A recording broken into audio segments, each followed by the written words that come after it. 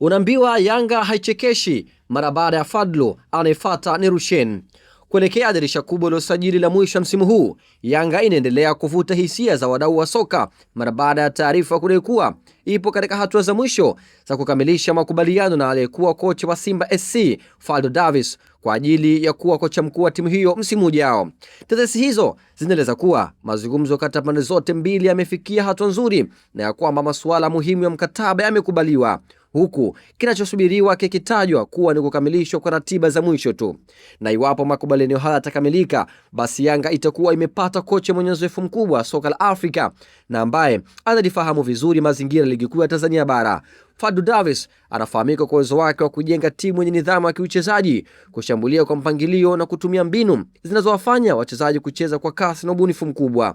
Ujio wa Fadlu Davis unaweza kuwa mwanzo mpya wa mabadiliko makubwa na kikosi cha Young Africans kuelekea msimu wa 2026-27. Klabu hiyo imekuwa ikitajwa kuandaa maboresho katika maeneo mbalimbali ya kikosi ili kuongeza ushindani kwenye mashindano ya ndani pamoja na ligi ya mabingwa barani Afrika. Hivyo, uteuzi wa kocha mpya unaonekana kuwa sehemu muhimu ya mpango huo. Sambamba na tetesi za ujio wa Fadlu, jina la beki wa Simba Roshen De Reuck limeanza kuhusishwa na Yanga. Neno lilozo kuwa Fadlu ana imani kubwa na uwezo wa beki huyo ambaye aliwahi kufanya naye kazi akiwa Simba. Uhusiano wao wa kikazi unatajwa kwa sababu mojawapo inayoweza kufanya Yanga kuvutiwa na huduma zote za De Reuck iwapo Fadlu atathibitishwa kuwa kocha mkuu wa timu hiyo.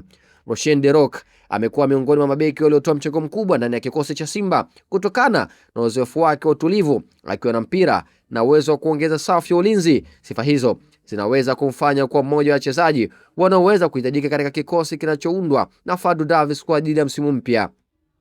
Kwa upande wa Yanga, lengo linaonekana kuwa kujenga kikosi chenye ushindani mkubwa katika kila nafasi, na endapo kutakuwa na mabadiliko ya baadhi ya wachezaji wa kigeni au wazawa, nafasi zinaweza kufunguliwa kwenye mpya.